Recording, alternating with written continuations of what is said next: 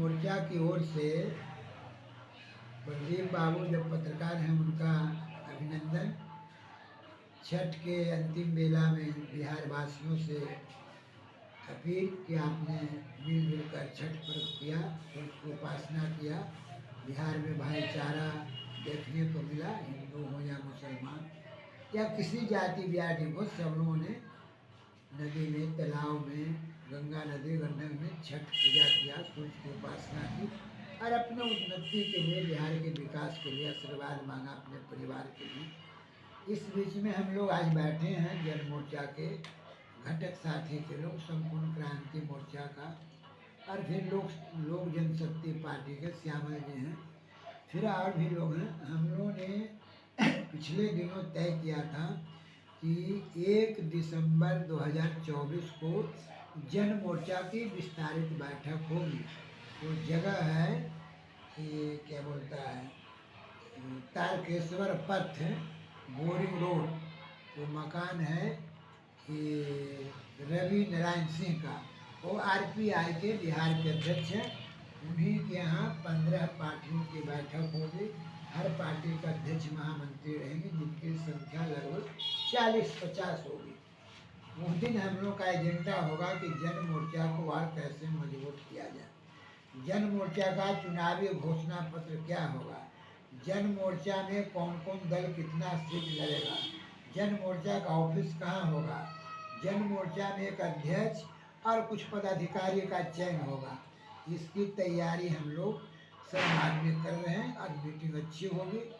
दूसरी बात हुआ है इसमें कि 8 दिसंबर को सरदार पटेल भवन जो दरोगा पथराई पटना 1 में है, वहाँ कुछ दूसरे संगठन के लोग संपूर्ण क्रांति मोर्चा में शामिल होंगे और उनको पदाधिकारी भी बनाया जाएगा। और उसमें एक प्रमुख हैं doctor L V Singh, MBBS doctor हैं, और उनके साथ लगभग 500 लोग संपूर्ण क्रांति मोर्चा में 8 दिसंबर को शामिल होंगे और उनको संगठन में महत्वपूर्ण पद दिया जाएगा। और अभी जन मोर्चा का विकास हो रहा है। जन मोर्चा में एनसीपी भी शामिल हो गया है, जन मोर्चा में आरपीआई भी शामिल हो गया है, जन मोर्चा में टीएमसी से भी बात हो रहा है, जन मोर्चा में आने के लिए अपना दल सुप्रिया पटेल से भी बात हो रहा है, या भी दूसरे संगठन के लोग जो महागठबंधन में नहीं हैं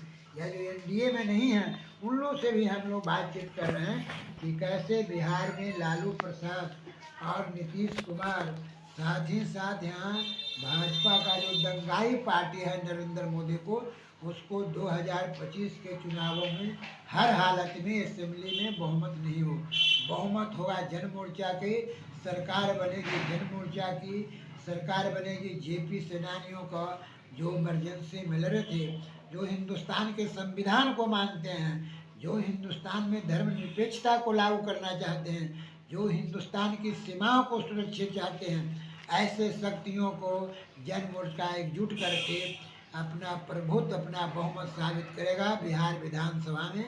लगभग हम लोग सभी सीटों पर चुनाव लड़ेंगे। क्या लगता है कि किन किन बातों पे जो है चर्चा होगी, उसके बाद इसका एजेंडा क्या तय होगा? इसका एजेंडा ये होगा, सबसे पहला एजेंडा होगा चुनाव में किसानों का। किसानों का फसल का उचित मूल्य 75 साल में नहीं मिल रहा, तो हम लोग का पहला एजेंडा है कि किसानों के गल्ले का उचित मूल्य, किसानों के खेती में जो बिजली है या जो नहर है वो इनको पर्याप्त मात्रा में पानी मिले। और तीसरी बात कि किसानों को गल्ला का दाम तय करने का अधिकार दिया जाए। उदाहरण स्वरूप जो इंडस्ट्रियल मालिक हैं हिंदुस्तान में 10% ही होंगे या 15%, वो लोग अपने वस्तुओं का दाम तय करके, जूते का, कपड़े का, दवाई का दाम तय करके मार्केट में भेजते हैं। लेकिन हम किसान जो कच्चा माल, चावल, गेहूँ, अरहर, दाल, पटुआ या जो चीज़ उत्पादित करते हैं, हम दम तय करने का अधिकार संविधान में हमको नहीं है। ये पहला होगा। दूसरा होगा कि उसी में कि एमएसपी पर कानून बनाया जाए। पिछले दिनों किसानों की लंबी लड़ाई दिल्ली में हुई और सरकार ने एक कमेटी बनाई, केंद्र सरकार ने समझौता भी किया, लेकिन वो कमेटी इनका सफल, अभी तक एमएसपी पर कानून नरेंद्र मोदी ने नहीं बनाया है। नरेंद्र मोदी से ये सवाल है कि 11 साल से सत्ता में हैं, लेकिन किसानों के लिए क्या करते हैं? कुछ नहीं है। अब उनके गलवैये नीतीश कुमार हैं, इसलिए जन मोर्चा का विरोध प्रांत में नीतीश कुमार से है और केंद्र में नरेंद्र मोदी का है। ये दोनों को हम लोग उखाड़ फेंकना चाहते अभी हैं। जन मोर्चा जो है सर, महंगाई पर क्या किस प्रकार से लड़ाई लड़ सकती है? जन मोर्चा महंगाई पर कंट्रोल करेगा। जो चीज़ों का दाम बढ़ गया है उसको कंट्रोल करेगा और मिनिमम दाम पर किसान लोगों को ये चीज़ मिलेगा। खाद्य पदार्थ, चावल हो, गेहूँ हो, दाल हो, कपड़ा हो, लगता हो। पहले भी होता था कि राशन के दुकान आज भी हैं लेकिन मिलते नहीं हैं। तो वो ये कड़ाई से महंगाई पर कंट्रोल क्या किया लगता जाएगा। है सर, कड़ाई जो है आपकी यदि सरकार बनाते हैं जन मोर्चा के द्वारा, तो क्या आप महंगाई पर कंट्रोल? हाँ, महंगाई पर जन मोर्चा कंट्रोल कर लेगा, हर हालत में हम कंट्रोल करेंगे। जी, एक प्रश्न ये है कि हमारे बिहार में को मजदूर राज्य का तगमा मिला हुआ है।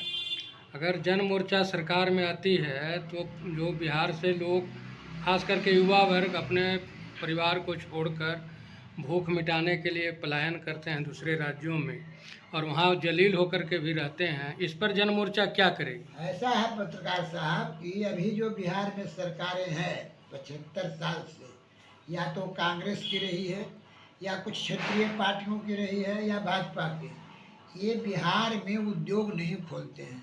जैसे नीतीश कुमार अभी 20 साल से मुख्यमंत्री है, उनसे पूछ सकते हैं आप कि किसी एक कारखाना खोला? नहीं खोला। तो यहाँ के मजदूर या यहाँ के विद्यार्थी दूसरे प्रदेश में जाने। जन मोर्चा की सरकार बनेगी तो हम यहाँ पर इंडस्ट्रियल, यहाँ कारखाना खोलेंगे, किसानों को सही मायने में बिजली देंगे, पर्याप्त नहर का पानी देंगे। तो जब बिहार में काम मिलेगा तो क्यों बंगाल जाएंगे?